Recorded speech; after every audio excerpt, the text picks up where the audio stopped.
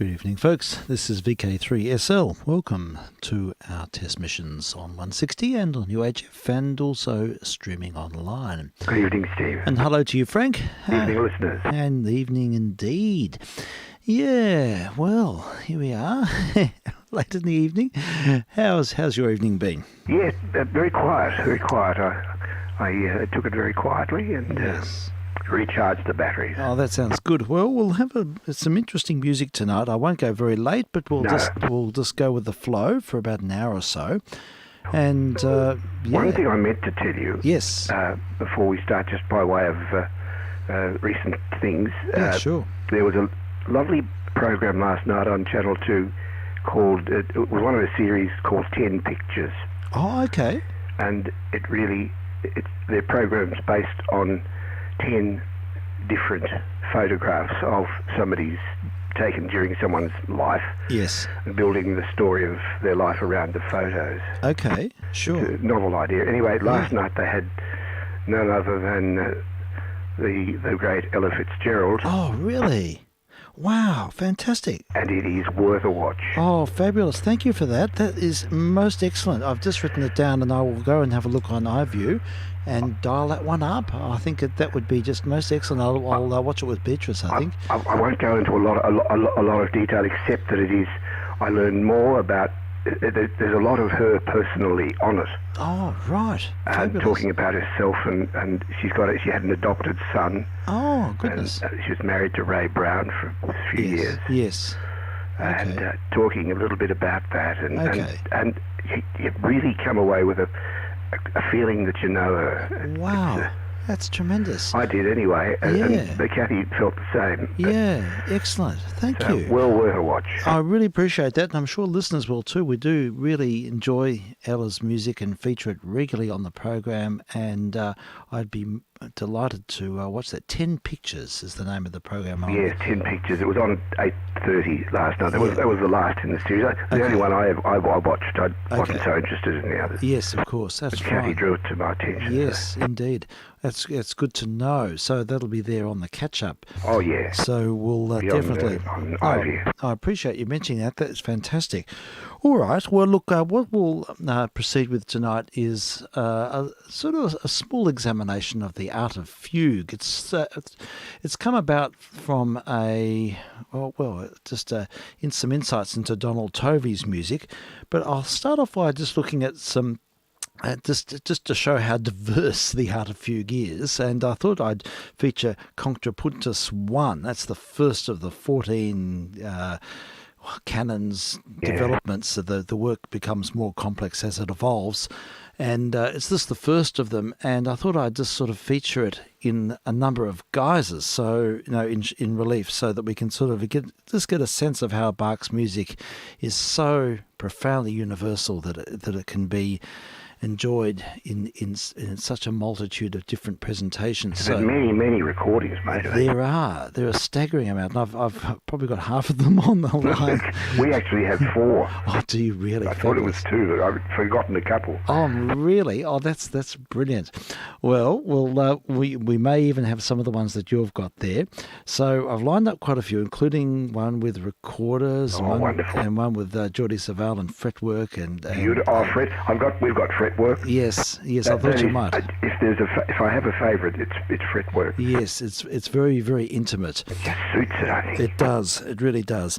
But so look, we'll be referring to these listed items shortly. But I thought we'd just kick off with a raw 78, and I have on the platter a Polish record from the 50s, I think, and it's a track called Fairy Tale or Bajka. And I'm not even going to try and pronounce the Polish. I think we'll just let this one flow. So that's what we've got queued up. It's on a Polonia 78. So I have no idea what the origins of this record is, but it's nice to have it here.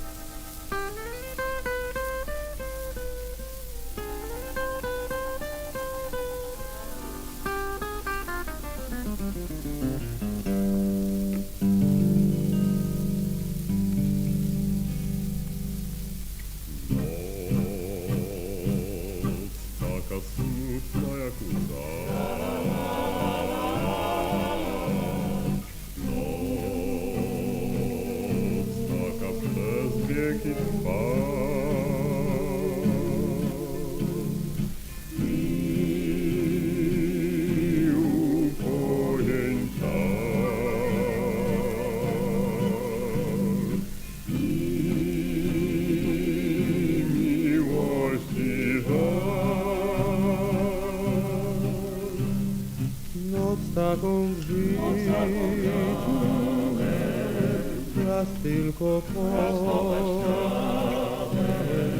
wspomnienia te ja Tobie ślę, mój dziś nie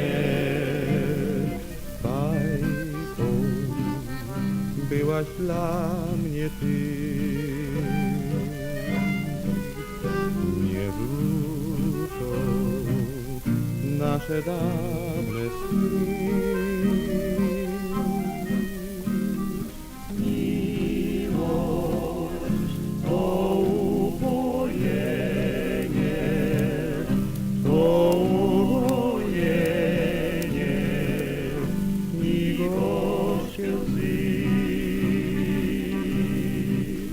Jak bajce, czarownej bajce, tą bajką byłaś, ach tylko Ty.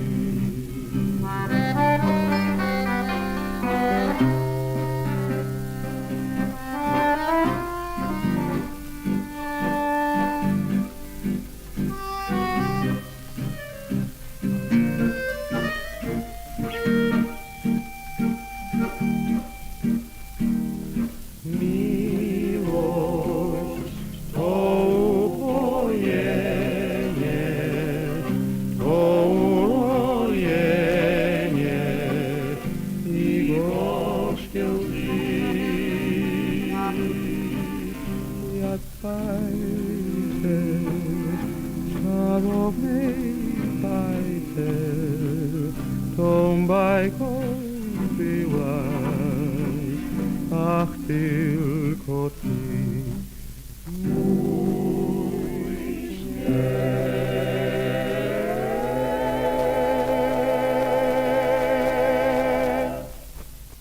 Thought that was going to be a tierce de Picardie at the end, but it sort of evolved into a major seventh chord. Yeah. Yes. Nice.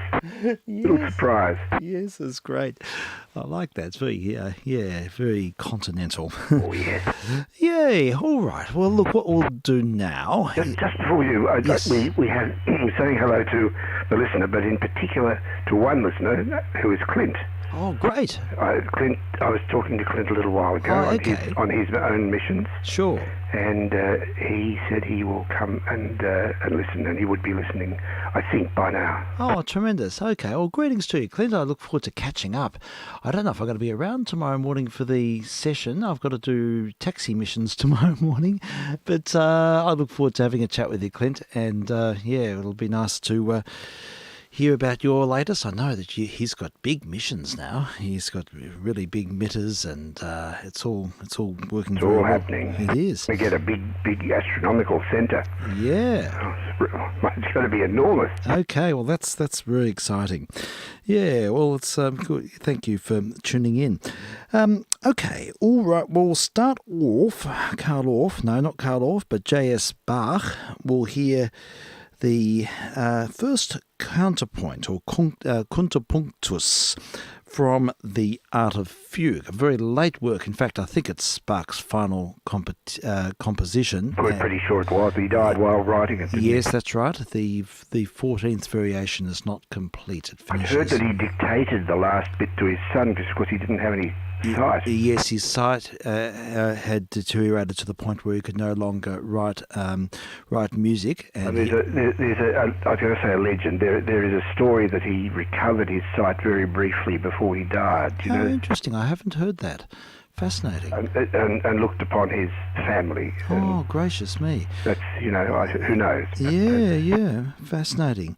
And I think the legend was that eye strain from when he was young, because he was forbidden to play music when he was young, and That's right. and so he had to do it all by stealth in the wee hours, by candlelight, studying and memorizing scores, and I think it contributed to his deterioration. Handel, of course, lost his sight as well. He did. Yes, was probably quite commonplace.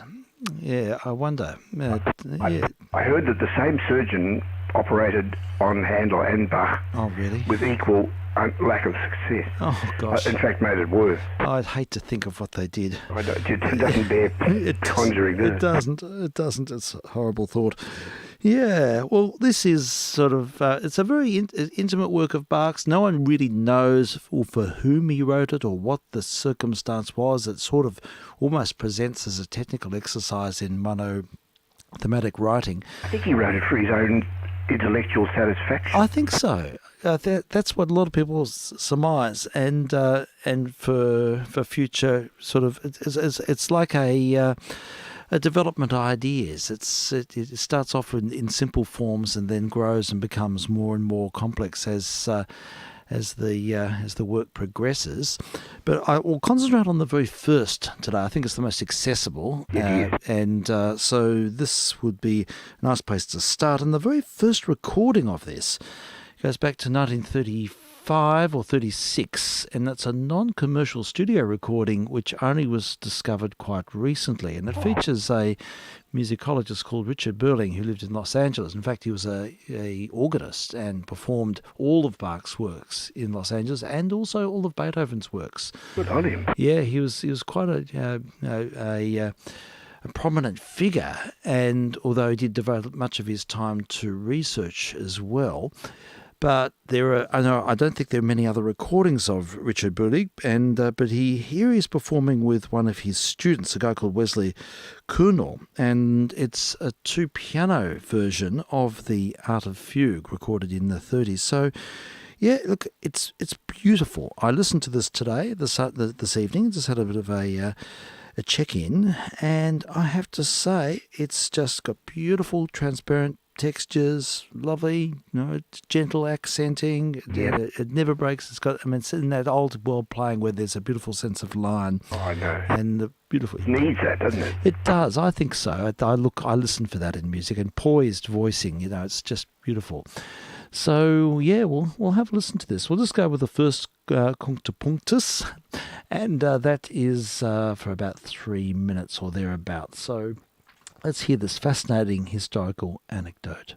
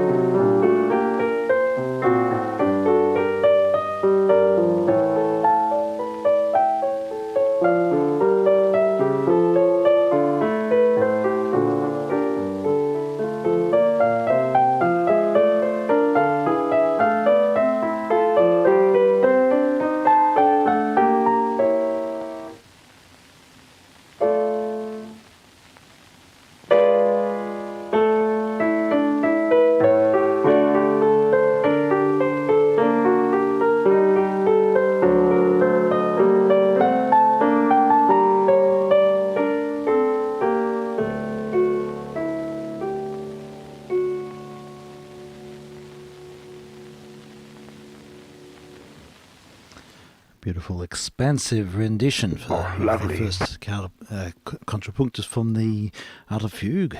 Yeah, with Mr. Booling and Mr. Kunal, and a recording from 1935, thereabouts.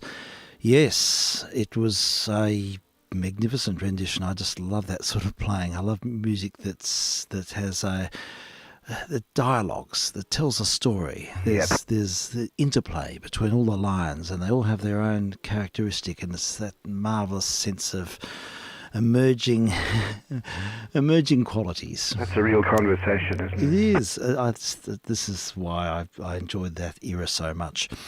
I just thought that was marvellous. I'm going to be listening to the rest of that recording and indulging in it. That was quite a discovery. And brilliant. So we'll continue. We'll hear that again. We're going to hear it quite a few times. Yes, but still, it'll sound different on the different instruments. It will. It'll have a different quality each time, and they all have their own distinctive voices. I haven't got a keyboard version. Okay, yeah. Unfortunately. Okay, yeah. One thing I've neglected to do is find a harpsichord version. I'm sure there's plenty out there. Oh, bad. Yes, but I'm not a great fan of the harpsichord. Well, I like this. I think the harpsichord can be very effective in an ensemble, but as a solo instrument, I find it very hard to differentiate the voicings, unless it's a wonderful player like Wanda, what's her name? Landowska. Yes, Landowska, who used a massive harpsichord with octave coupling, and it was like an organ, really. And you could get a distinctive quality to the voices through Hard that. for it not to go muddy, isn't it? Yeah, that's right. So, but I find a lot of harpsichords, I find it very hard to differentiate. But that's just my preference there. But look, we'll continue now with another historic recording. I think this won't be entirely chronological, but this one is really the work that sort of got me thinking about this. This is a remarkable set of 78s released in the mid-1930s. No, actually, a little earlier than the one we just heard. 1934 to 35, this was recorded on would you believe, 19 sides. Oh, my God. Incredible, isn't it? What an undertaking. And the very last of these we'll come to at the end of this segment, and there's a bit of a story there about Donald Tovey, which I'll flesh out a little later. But these are recordings from the Roth String Quartet, English String Quartet, and they do great things with this. Again, it's that sort of wonderful, expansive playing, and very much in the English tradition. So we'll see if we can dial that up. Sorry, I'll need to get my systems into gear here for the proverbial dial-ups, and it's not working so far. Maybe I have to... whoops. Excuse me. We will get there. It's just a systemic thing. All right, I'll have to find it somewhere else. Looks like it's not coming up on the list. Usually there's a referral process. When I find something on the iPad, it goes immediately onto my history queue, and then I have it at my fingertips. But in this instance, that hasn't happened, so it may be something to do with the internet. Let's hope not. But I am looking for it in another way as we speak. And is it here? Is it here? It is here, but I'm just not having any success. All right, well, I'll tell you what I'll do. We might have to come to that shortly. I'm sorry, because I can't quite find it. Where is it? Sorry. I was hoping to be on board with this. That is really crazy. Oh, dear. All right, well, we'll find another one. Let's hear something else. Here we go, the Los Angeles Saxophone Quartet. Oh, good. This is quite fun. So, yes, I think it's the Los Angeles Saxophone Quartet. I think. Yes, it is. So we'll hear it now played on the saxophonics, and then we'll see if I can find that historic recording and bring it into the list. Very good.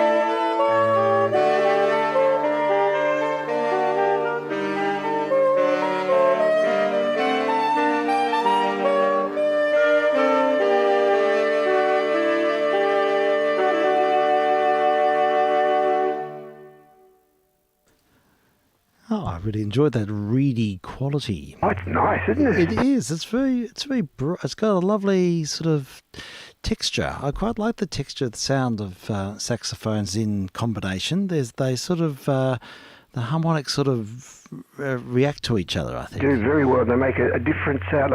Yeah, together they make a different sound again, don't they? They do. It's really effective. I thought that was great. So, yeah, that was the Los Angeles Saxophone Quartet playing the first contrapunctus, the counterpoint number 1, and there's 14 altogether, but we are focusing on number 1. And I'll now bring it back to the Roth String Quartet, since we announced that before, and I have now dialed up the file, so we'll go back now to 1934.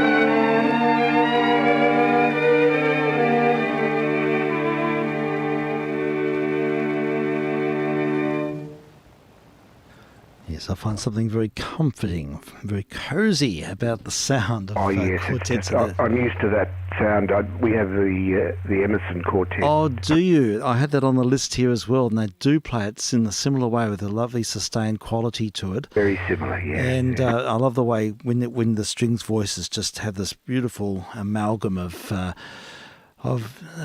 matched sonority. It's sort of singing, sort of. It is, and it's yearning. And it's got those beautiful intrinsic qualities, and when they're all matching their phrases, and and it's a sound that I look for. I think. Yeah. I did find an interesting comparison to that. There's a recording here with the Juilliard Quartet, who interpret it with a lot more space. Oh. And more like the early music movement, really. in so far that they am I going to be plagued with this problem all night? I hope not. Usually the deferral process just works seamlessly here, but hasn't tonight. Well, I will find this. Yes, here it is, but it's just going to be a little bit more convoluted than what I'd like. Anyhow, we've got it. We've got it here. And this is the Juilliard String Quartet, and at a lower pitch. They're playing it at 432 hertz, it says here. So they've got a lower A, and just listen to the difference. It's a wonderful tempo and a very transparent version with the shorter phrase lengths. Yeah. But the way they built it up, the way the sort of it all sort of layered up towards the climactic point towards the end. It was just magnificent, beautiful staged. Quite different from the others. Yeah, very different, totally different Quite conception. different impression, but equally lovely. Oh yeah, totally. Yeah, just another very fascinating interpretation with string players. That was magnificent. And the Juilliard String Quartet at lower pitch, they make a mention of that. That seemed like a semitone low. It wouldn't be that much, would it? Yeah, I think it was. Yeah, it sounded like a semitone. Yeah, yes, yes, there would be. There'd be about a semitone lower. Yeah, amazing, isn't it? Really. Yeah. All right. Well. What's a concert? 440. Yeah, it is. It is 440. That's eight cycles. Hertz. Yeah, it's significant. Yeah. It changes the luster sound of the instruments a lot. A lot of modern instruments this won't work at the lower pitches. Okay. And same with a lot of Baroque instruments, just won't work at the higher pitches. Yeah. And I know that the cello I used to have, I sold it a while back, but it was a very good instrument, but it really resonated well at about that pitch. Okay. It worked brilliantly at that pitch, but at 440, it started to sound a bit acerbic and a bit tight. And so it was just a product of the plate tuning on the instrument that it resonated much, much better at a slightly lower pitch, which of course is a bit problematic when everyone. Well, it is when you want to play with other people. Exactly, yeah. So if I tuned it down a bit, I found the instrument would just come alive. It would just be a wonderful instrument. But you get them to play down there. Yes, that's right. The keyboards can't do it. No, they can't. No, you're sort of limited if you're going to play an orchestra. Synthesizers can. Yes, you can do. You can shift the pitch in a general sense or in a immediate sense, can't you? Any sense, yeah, exactly. You can sort of you can customize it to the nth degree. Yeah. And we've got a synthesizer version coming up a little bit later. Oh, wonderful. So, yeah, let's continue. This now, just while we're sort of... Great fun, isn't it? Oh, it's great. Now, let's have a listen to an ABC classic recording of Mr. Tognetti and the Australian Chamber Orchestra, and a very different interpretation.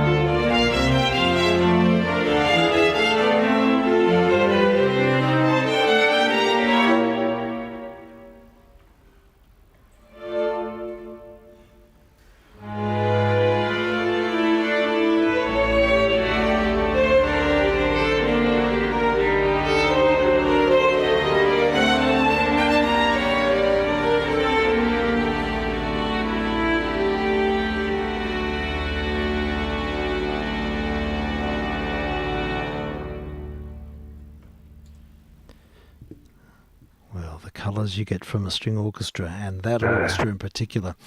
Yeah. Our orchestral is good old St. Martin in the Field. Yes, yes. Typical stock standard sort of thing, you know. Yeah. But worth hearing because it's orchestral. Yeah, definitely. Oh, It's not played badly. no, not at all. I like hearing I like hearing strings en masse as well. It just adds a different sort of weight to the sound, I suppose. Very much. And there's an incredible precision in that performance. And it's quite a different tempo, so again, everything has a different sort of character due to that fact as well. So, yeah. They're all so different. They're all worth having, aren't they? Oh, they are. They're all fabulous. They all sort of tell a story, and it just shows how Bach's music sort of is transcendental. Amazing. Yeah, you can do anything with it. I think it was Andrew Ford who said, the thing about Bach's music is you can't break it. No, it's so true. Absolutely, you can't. Well, we'll hear now a recorder version, a recorder quartet. Is it the Dutch Lurky Stardust? Yes, you've spot on. That's my one. Fabulous. Well, you'll know this. And I love this. Yeah. Special fondness for this. Oh, tremendous. All right, well, listen to hear the same work again with a quartet of recorders. Beautiful sound.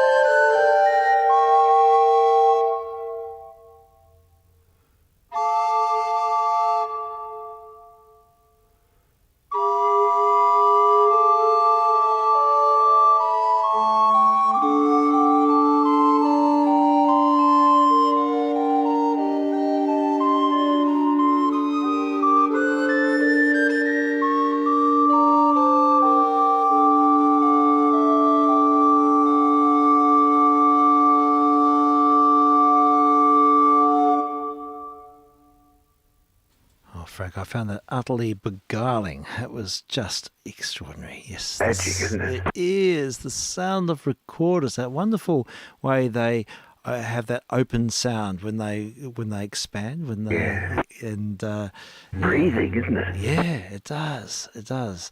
It's like an organ that has infinite control over breadth and it's got all that amazing control over dynamics. Yeah. Yeah. You could get a sound something like that, in fact, if you played it on a chamber organ, I think. Yeah, possibly would. It wouldn't be as good. Yeah, I think. Have the delicacy. No, probably not, because an individual player can vary their breath speed to give contour to each note or a phrase. They're a great quartet, Aren't they amazing? What an incredible match of sonorities. And I've found another quartet I would like to play as well. Following on from that, they'd be quite different, but it's a young group of women called the Woodpeckers. Okay. Yeah, and they look really enthusiastic, and I think they're just I'm sure they're professional players. They're Dutch, and they just look really happy and very positive, and they really move with the music. And when I sampled this before, I thought, I have to put this one on the list as well. Yeah. So let's hear the Woodpeckers live outside a venue.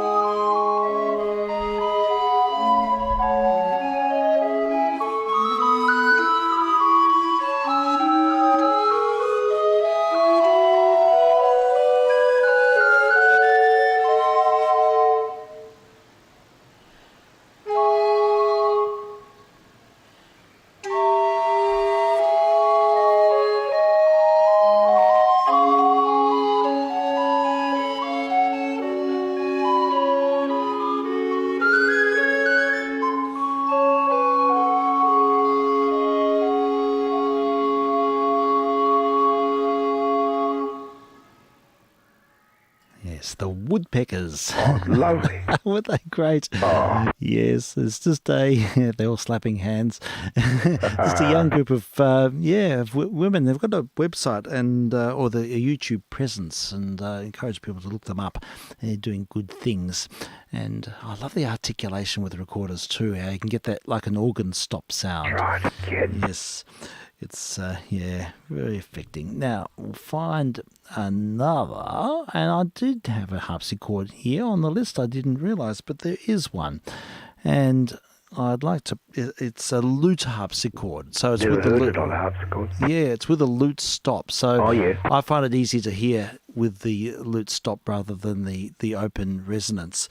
I just find I can just get a little bit more clarity. Well, it's always clear, but I can hear when there's a lot of resonance. The one resonance tends to mask out another to my ears. Oh yeah, I know what you mean. The overtones are not always kind of in tune in a way. Indeed, that's right. You know what I mean? And so I tend to fatigue and find it harder to listen to. And I do. Like Sir Thomas Beecham. Yes, that's right. The copulating skeletons. That's right. Yes. Yeah, but look, I'd love the sound of the harpsichord. I think it's wonderful. I love it in baroque, in a chamber ensemble, and sometimes as a solo instrument as well. It's fine. If I'm really wanting to concentrate on the lines, I find that it's not as easy sometimes. But have a listen.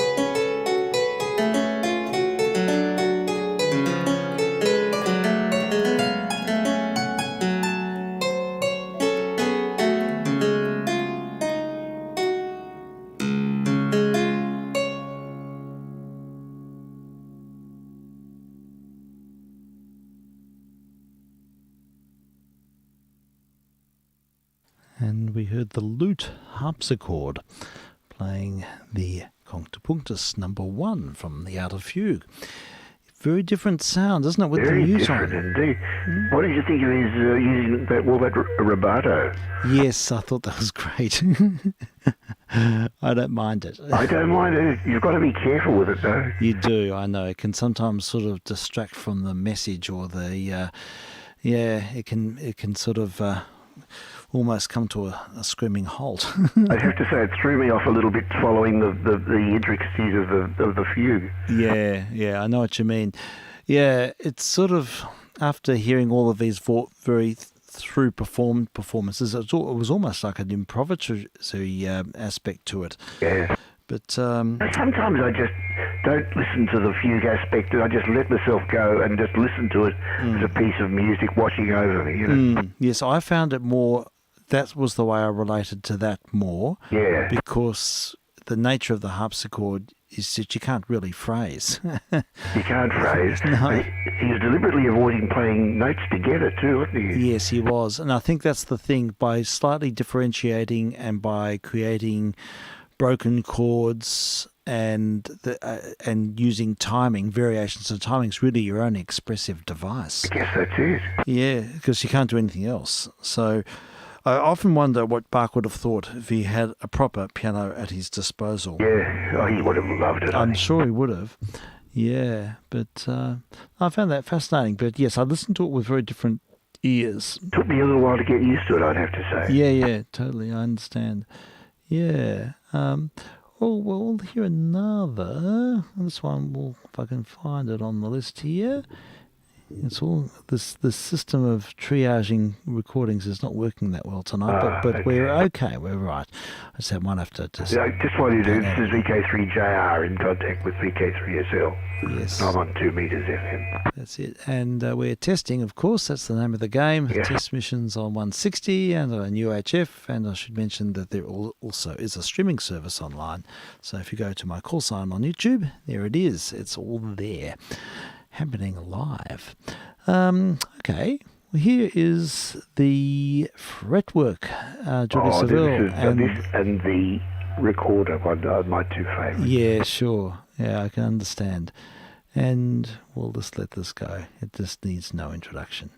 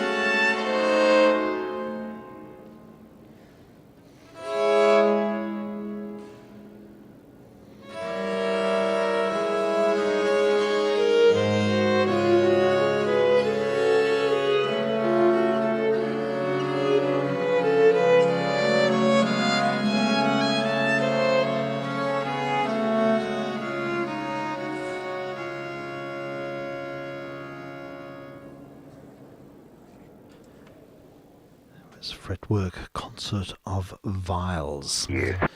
Yeah, the only... it's just... I can't describe that. It's just such amazing, spacious, wonderful, enveloping sound. One of the reasons I like it so much is that I'm just used to it, you know. Yeah. But the sound of the viol, with all of its... there's a sort of a reedy quality, but it's something intimate and very... just whispers secrets to you. Does. Yeah. Oh, wow. And From a long time ago. that's right. You get that sense of being transported back centuries. Yeah, you do. Yeah. It's fascinating, isn't it? The only real instrument from that family that survived into the modern age is the double bass. Oh, yes? The double bass is a viol. I got a fret. It doesn't have frets, but it's got the same C-bout. It's fascinating.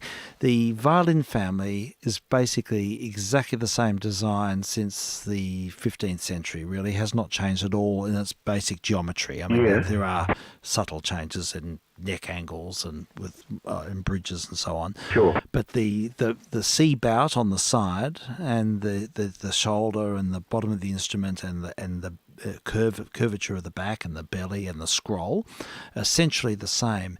The viols similarly had a different C-bout with a slightly different edging, and they had a flat back by default. Oh, okay. With a sloping section at the top. Yeah. And there were about half a dozen viols, if not more.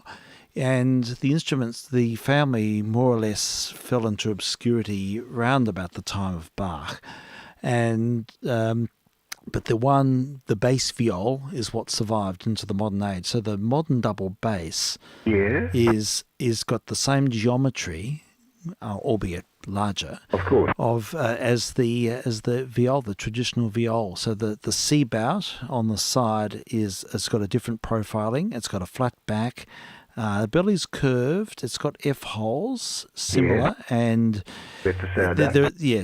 It's got many similarities to the violin family, but it strictly isn't a member of the violin family at all. That's really interesting. Yeah, I assumed that it was. No, that's it. I mean, there are sort of double basses that look like massive cellos with curved backs, and the traditional violin bout as well. Now the curved bits you have to feel an instrument to get a sense of this. But there are subtle differences, and it's absolutely fascinating how the double bass is the one instrument that survived into the modern age. Right. Yeah, but love the sound of viola da gambas and all the array of gambas, treble. Yeah. They've all got special names, which I don't know. The early music specialists, Right. Yeah. understand that. Know that. Yeah. Yeah, they do. They sound beautiful together, don't they? They do. I like them together more than just. I think singularly they sound a bit thin. They're a bit thin, a bit anemic. Yeah, I agree. But as an ensemble, there's a blend of it's magnificent. You can't really imagine them with vibrato, can you? No, I don't think you can use modern techniques on them. No, and they are fretted, and they use movable gut as a fret. Oh, do they? Oh, do they? Yeah, so it's like a little tied-on gut string horizontally across the fingerboard at specific intervals. Oh, okay. So you can actually alter your spacing. Exactly, and I think that was necessary because the strings would stretch and change. Yeah, and with temperature even. That's right. They're not like a modern guitar, which everything's completely. I had no idea. Yes, much more reliable. Oh yeah. Yeah. So yes, they're fascinating. They've got these little gut sort of capos, really, underneath the string. Yeah, and but they get that soft sound because the gut string is pressed down against these capos and these frets. Yes. And by doing that, there's no hard edges, so you get that sort of soft edge to the sound. Lovely not whispering. Yeah, but it is like a whispering sound. It's sort of a breathy sound. Yes, almost. that's right, exactly. I love it. Yeah, and you cajole the sound. They have these big. The bows are inverse to the modern bow. Their bows have a arch rather than a curve. Oh, that's interesting. And they often held underneath, and it's a different different bow hold. There's a whole different technique, and you cajole the sound. It's just like you almost have to let the instrument breathe. And so they're naturally very resonant, but a soft resonance. That's not a projective resonance. You could never use vibrato or anything. No. So it's fascinating. We should do a program on them, and because there are some sort of rather apocryphal, bizarre presentations of the viol in the in later eras where it was sort of slightly.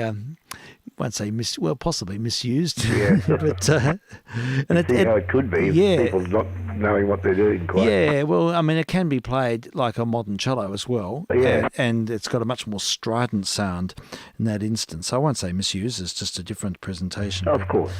Yeah, but now I've got a few more. Now, I'm going to see if I can find that one with it's Laibach. It's a contemporary electronic ensemble. Oh, yes. Yeah, so they're doing, I think they're using a whole range of sort of interesting instruments here. Yeah. I don't know what's going on, to be honest, but see what you think. It's quite an experience.